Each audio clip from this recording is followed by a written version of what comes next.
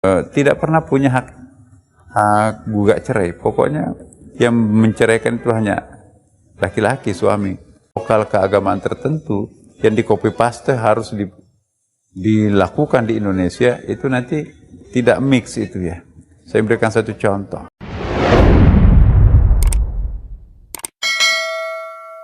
Assalamualaikum warahmatullahi wabarakatuh. Kedudukan perempuan di dalam Islam. Seringkali ada yang salah paham. Terutama umat Islam itu juga sendiri merasa ada diskriminasi antara laki-laki dan perempuan. Saya mohon kepada kita semuanya, mari kita secara terbuka melihat secara komprehensif bagaimana Islam memosisikan perempuan. Mari kita bandingkan sebelum Islam datang dan setelah Islam datang. Ya. Sebelum Islam datang, apa yang terjadi? Perempuan itu dianggap itu separuh iblis, laki-laki itu separuh dewa, separuh Tuhan. Lalu Islam datang untuk mendeklar bahwa laki-laki dan perempuan itu sama. Nggak ada bedanya. Sama-sama sebagai hamba Allah, sama-sama sebagai khalifah. Ya. Kemudian, sebelum Islam datang, perempuan itu nggak boleh mendapatkan warisan. Ya. Tapi setelah Islam datang, enggak. Perempuan pun juga harus mendapatkan warisan seperti hanya laki-laki. Walaupun porsi pembagiannya pada waktu itu tergantung. Kalau misalnya dia sebagai anak, ya memang anak laki-laki lebih banyak daripada anak perempuan, tetapi tanggung jawabnya laki-laki lebih besar karena mempertanggungjawabkan orang tuanya ke atas, ya saudaranya ke samping, belum lagi istrinya, dan ke bawah dengan anak-anaknya. Sedangkan perempuan kan tidak pernah bertanggung jawab untuk memberi makan terhadap lapis atasnya, ke sampingnya, dan ke bawahnya. Jadi ini harus kita paham. Dulu perempuan tidak boleh menjadi saksi. Yang bisa jadi saksi itu hanya laki-laki. Islam datang, no. Laki-laki, perempuan sama saja. Dua-duanya bisa jadi saksi. Walaupun proporsinya pada waktu itu 1:2 juga. Tetapi itu ada starting point-nya, sudah ada pengakuan perempuan bisa menjadi saksi. Dulu perempuan sebelum datang Islam itu, kalau menstruasi itu harus diasingkan di luar kota. Ya, kenapa? Karena melindungi diri dari bahaya menstrual gas itu. Karena darah menstruasi itu dianggap sebagai darah kutukan yang sangat berbahaya bagi kehidupan makrokosmos itu. Perempuan yang menstruasi kalau menginjak tanah, gempa bumi, maka itu harus menggunakan slope. Maka itu antropologi slope, sandal itu menstrual creation. Perempuan menstruasi tidak boleh menatap padi-padian yang sedang menguning, itu diserang hama orang, maka itu harus pakai cadar. Ya, perempuan bahaya, maka itu harus berikan signal of warning. Apa namanya itu ya, lipstick. Itu kalau menstruasi itu ada lipstiknya. Itu pertanda sedang menstruasi. Banyaklah. Kemudian perempuan sebelum Islam itu, ya tidak pernah punya hak gugat cerai. Pokoknya yang menceraikan itu hanya laki-laki, suami. Tapi Islam datang, enggak. Perempuan pun juga punya hak untuk menceraikan suaminya kalau memang sudah melampaui batas. Ya, dulu perempuan sebelum datang Islam itu nggak pernah diakikah. Yang diakikah itu cuma laki-laki. Akikah itu kan pesta kelahiran anak laki-laki. Islam datang, no, perempuan pun juga harus diakikah. Jadi dulu perempuan ya bisa dipoligami sampai ratusan orang. Islam datang, maksimum poligami itu 4 orang. Dulu ada 100 orang, ada 200 orang istrinya itu. Gimana tuh menandai anaknya itu? Itu bapak siapa itu? Tapi Islam datang, ya maksimum 4, itu pun juga syaratnya sangat super ketat. Sebelum Islam perempuan nggak boleh keluar rumah. Islam datang, boleh. Nabi menggilir istrinya pergi ke medan perang. Suatu hal yang tidak pernah sebelumnya, bukan? Ya, dulu perempuan tidak boleh keluar rumah tanpa muhram, pendamping, bodyguard. Nah, perempuan boleh keluar rumah sepanjang tidak muncul fitnah. Jadi untuk apa ini saya ceritakan kepada kita semuanya para pemirsa? Banyak orang salah paham terhadap Islam, bahwa Islam itu mendiskreditkan perempuan. Justru Islam itulah yang memerdekakan perempuan. Jadi nggak ada bedanya antara laki-laki dan perempuan, semuanya mempunyai hak dan kewajiban. Dulu perempuan nggak boleh bermimpi untuk menjadi pemimpin. Islam datang, no. Quran menceritakan bahwa ada Ratu Balqis dulu yang pernah terjadi, di mana kerajaan yang sangat dikjaya itu dipimpin oleh seorang perempuan. Karena itu jangan membatasi perempuan untuk menjadi pemimpin.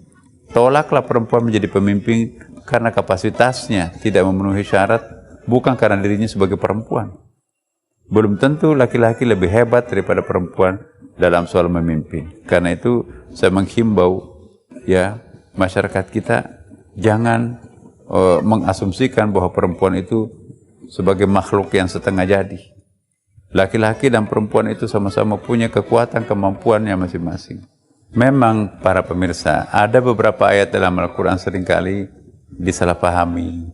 Misalnya yang paling sering itu adalah ar-rijalu qawwamuna 'alan nisa bima faddalallahu ba'dahum 'ala ba'din. Artinya laki-laki itu pemimpin bagi perempuan sebagaimana Allah telah memberikan kelebihan antara satu sama lain. Nah, memang bisa diartikan seperti itu, tetapi kita juga bisa mengartikan lain. Seperti terjemahan baru Kementerian Agama sekarang ini terhadap Al-Quran, terjemahan terdahulu laki-laki pemimpin bagi perempuan, sekarang berubah, laki-laki adalah pelindung bagi perempuan. Beda kan? Kalau pemimpin itu hubungan laki-laki perempuan itu struktural, yang di atas laki-laki memimpin, yang di bawah perempuan dipimpin. Tapi kalau laki-laki adalah pelindung, ya siapapun yang memiliki kemampuan, itulah yang akan menjadi pemimpin. Jadi perempuan itu di dalam Islam itu sangat tinggi nilainya, ya kan. Kepada siapa kami mengabdi? Ibumu. Siapa lagi? Ibumu. Siapa lagi? Ibumu. Lalu bapakmu. 3:1. Jadi perempuan itu di dalam Islam itu mempunyai tempat yang sangat luar biasa. Dia berada pada posisi selalu dipertanggungjawabkan. Dia sebagai istri wajib dibiayai oleh suaminya. Dia sebagai seorang ibu wajib dibelanjai oleh anaknya laki-laki. Dia sebagai saudara wajib dibiayai oleh saudara laki-lakinya. Dia sebagai bapak wajib membiayai anak. Sedangkan perempuan tidak. Tidak pernah berada pada posisi wajib-wajib tadi itu. Maka itu wajib kapasitasnya laki-laki itu mendapatkan bagian warisan lebih banyak, karena memang tanggung jawabnya lebih besar dibandingkan dengan perempuan. Jadi para pemirsa, jangan mendiskreditkan perempuan karena perempuan. Tapi tolaklah perempuan mungkin karena kemampuannya secara profesional. Ya, saya pernah, ya dalam disertasi saya kebetulan perspektif gender di dalam kitab suci Al-Quran, ya kan. Di situ saya simpulkan betul ya bahwa laki-laki dan perempuan itu relasinya banyak sekali disalahpahami oleh budaya lokal. Kita nggak bisa membedakan antara perlakuan budaya dan perlakuan agama terhadap relasi perempuan dan laki-laki. Ya, kita harus membedakan antara budaya Arab dan ajaran Islam. Tidak mesti harus menjadi orang mirip Arab untuk menjadi the best Muslim. Kita bisa menjadi orang Indonesia, tapi pada saat bersamaan kita juga bisa menjadi the best Muslim. Ya. Jadi jangan sampai tradisi lokal keagamaan tertentu yang di-copy paste harus dilakukan di Indonesia, itu nanti tidak mix itu ya. Saya berikan satu contoh. Ya, cadar. Cadar itu lebih merupakan pakaian adat untuk daerah tertentu di Timur Tengah. Jangan dipaksakan orang Indonesia pakai cadar. Tetapi kalau ada orang yang mau pakai cadar karena pilihannya tanpa paksaan, jangan juga dilarang. Itu hak asasi kok. Tapi jangan mengatakan yang tidak pakai cadar itu keislamannya lemah. No. Kalau wajib cadar itu, kenapa membatalkan haji? Tidak sah hajinya orang yang pakai cadar kan? Maka itu harus buka semua ini. Kalau orang sedang wukuf di Arafah. Kalau cadar itu pakaian Islam, kenapa membatalkan haji? Ya, jadi janganlah mengatakan sesuatu yang tidak dikatakan oleh Al-Quran. Ya, Katakan saja bahwa itu adalah pakaian adat tertentu. Nah, Indonesia tidak familiar dengan cadar, tapi kalau ada yang mau pakai cadar karena pilihannya, itu pilihannya. Yaitu hak asasi manusia. Sama juga pakai celana panjang cingkrang itu. Jangan dilarang, itu pilihan orang kok. Yang salah itu, semua orang yang tidak pakai celana cingkrang, itu keislamannya dangkal. Belum tentu. Ya, ada alasannya orang kan. Nah, jadi mari kita toleransi terhadap hal seperti ini. Kembali lagi bahwa relasi laki-laki dan perempuan, insya Allah di Indonesia ini lebih baik daripada di Timur Tengah. Saya lama di Timur Tengah, para pemirsa. Kita lihat, yang mengisi pasar-pasar tradisional di Timur Tengah itu laki-laki. Laki-laki yang menjual, laki-laki yang belanja. Laki-laki yang ngangkut, pokoknya laki-laki. Jarang kita lihat perempuan. Coba kita lihat ke Tanah Abang, kita lihat pasar tradisional di Indonesia. Yang memadati pasar itu kan perempuan. Penjualnya perempuan, pembelinya perempuan. Nah, ini satu bukti bahwa kemerdekaan di Indonesia itu bagi perempuan itu luar biasa. Banyak menteri kita sekarang perempuan. Pernah kita dipimpin seorang kepala negara dari perempuan. Pada kita negara Islam kan. Nah, karena itu banggalah kita menjadi seorang Indonesia. Tetap kita berada pada posisi terhormat. Sekalipun dulu kita pernah dipimpin oleh seorang Ibu Megawati yang perempuan, tetapi tetap kita juga tidak mengurangi rasa keberagaman Islam kita.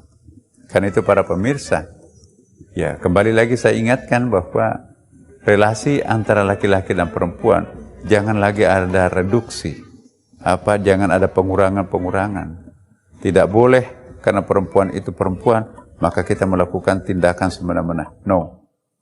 Kita sangat bersyukur dan juga kita berterima kasih kepada pemerintah sekarang ini, kepemihakannya untuk memberikan kepemihakan terhadap perempuan. Sudah banyak undang-undang lahir itu, undang-undang kekerasan terhadap rumah tangga, ke KDRT, perbaikan Undang-Undang Nomor 1 Tahun 1974, Undang-Undang Peradilan Agama, Undang-Undang Keimigrasian, Undang-Undang Perlindungan Saksi, Undang-Undang Kesehatan, Undang-Undang Perlindungan Anak. Semua itu memberikan kepemihakan kepada kaum perempuan. Karena itu bersyukurlah sebagai perempuan Indonesia, saya kira. Nah, jadi jangan menganggap bahwa Indonesia itu diskriminasi gendernya itu banyak ya masalah. Enggak, kita lebih baik. Memang belum sempurna, tapi kita menjurus kepada hal-hal yang lebih baik. Representasi perempuan di dalam legislatif memang belum seperti apa yang ditargetkan. Representasi kaum eksekutif itu belum seimbang laki-laki. Tapi itu ongoing proses.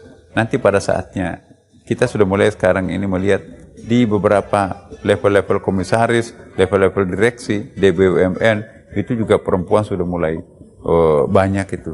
Memang ada affirmative action, kepemihakan terhadap perempuan. Dan ternyata diberi kepercayaan itu tidak kalah dengan para laki-laki. Bahkan hal-hal yang sifatnya lebih telaten, detail itu, perempuan itu lebih top itu. Nah, karena itu yang penting buat kita ini adalah jangan sampai menimbulkan persoalan-persoalan fitnah, ya kan. Jangan karena menjadi wanita karir atau perempuan karir, tapi menelantarkan keluarganya. Itu juga nggak boleh terjadi. Persoalannya ialah seolah-olah urusan anak itu urusan perempuan. Padahal Quran mencontohkan surah Luqman bagaimana seorang laki-laki yang bernama Luqman, single parent, membesarkan anaknya sampai menjadi anak yang saleh. Jadi wahai para laki-laki, wahai para suami, tidak mesti perempuan itu yang harus mengasuh anak. Contoh Qur'annya ada. Luqman itu tanpa pasangan dia membesarkan anaknya menjadi anak yang saleh. Assalamualaikum warahmatullahi wabarakatuh.